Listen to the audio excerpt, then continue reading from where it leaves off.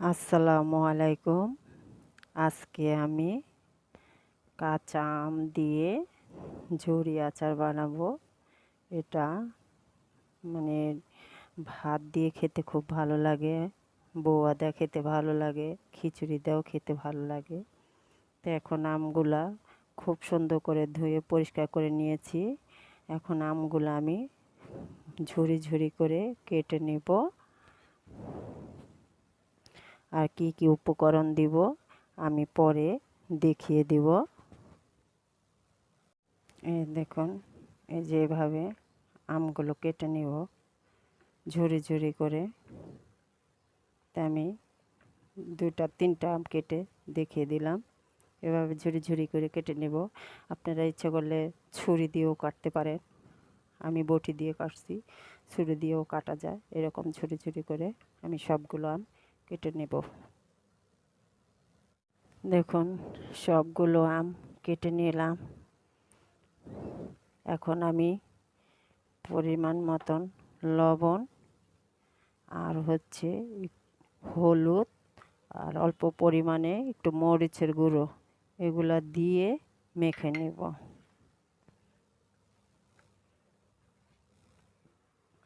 যে ভালো করে মাখিয়ে নিলাম। এখন আমি এটা 1 থেকে 1.5 ঘন্টা মেখে রেখে দিব, ঢেকে রেখে দিব। তারপরে এটা এটা রৌদ্রে শুকাবো না, পরবর্তীতে রৌদ্রে শুকাবো। এটা আগে সব ম্যারিনেট করে নিব। তাই আমি এখন এটারে ঢেকে রেখে দিচ্ছি 1 থেকে 1.5 ঘন্টা। আমি 1 থেকে 1.5 ঘন্টা পরেই 1.5 ঘন্টা পরেই আবার নিয়ে আসলাম।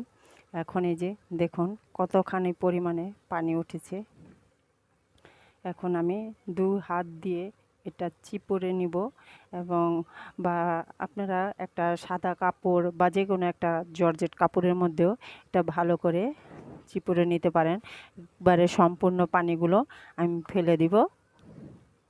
এই যে এইভাবে 2 হাতে নিয়ে চিপড়ব।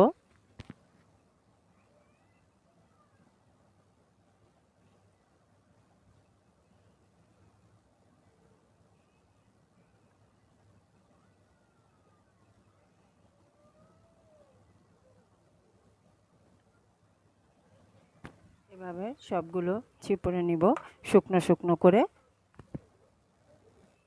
দেখুন কতখানি পানি বের হয়েছে, পানিটা ফেলে দিব। আর এই যে শুকনো শুকনো করে নিয়েছি। এখন এটার সাথে আমি যা যা অ্যাড করব তা হচ্ছে,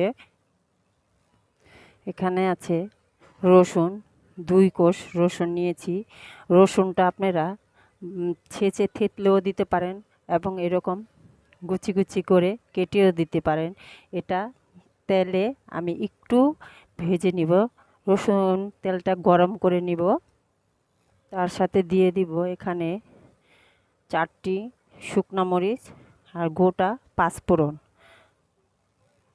তার সাথে এখানে আছে 5 ফোড়ন ফাঁকি করা, এটা ভেজে আমি গুঁড়ো করে নিয়েছি।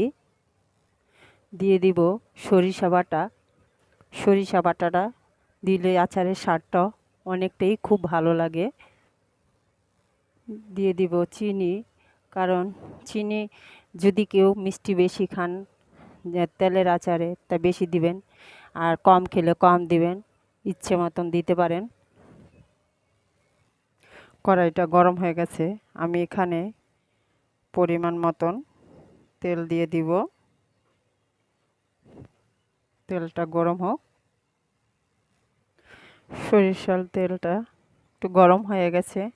এখন আমি শুকনো মরিচটা দিয়ে দিব। তার সাথে দিয়ে দিব 5 ফোড়ন। 5 ফোড়নটা দিয়ে আমি একটু নেড়ে চেড়ে নিব।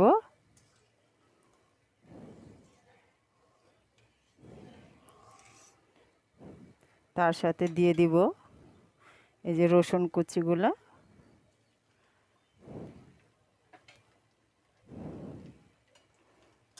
এখন একটু ভালো করে জাল দিয়ে নিব।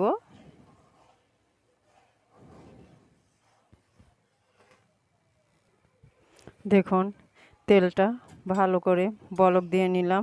আর এই যে রসুনটাও একটু লালচে লালচে হয়েছে, তাই তেলের ইটা হয়ে গেছে। এখন আমি এটা ঠান্ডা করতে দিব।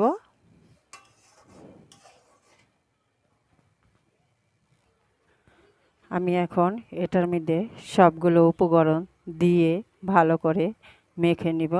তাই প্রথমেই আমি এই যে সর্ষে বাটাটা দিয়ে একটু মেখে নিব। এখন আর লবণ দিব না, কারণ লবণটা প্রথমেই দিয়ে আমি নিয়েছি। তারপরে দিয়ে দিব চিনি, তারপরে দিয়ে দিব ভাজা পাঁচফোড়ন, আর এটার সাথে দিয়ে দেবে একটু ভিনেগার। ভিনেগারটা দিলে কি আচারটা নষ্ট হয় না, একটু ভালো থাকে, ফ্রিজে না রাখলেও ভালো হয়। সেজন্য আমি একটু ভিনেগার দিয়ে দিলাম। এখন দিয়ে দিব ভাজা তেল, ওটা দিয়ে ভালো করে মেখে নিব।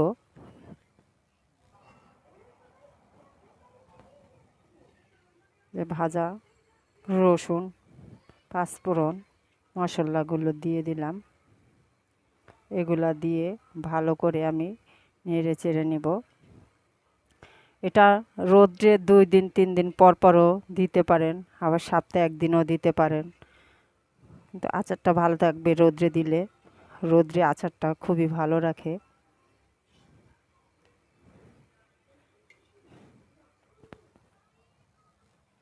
আমি তেলটা দিয়ে নিলাম এবং আরও অনেকখানি তেল রেখে দিয়েছি।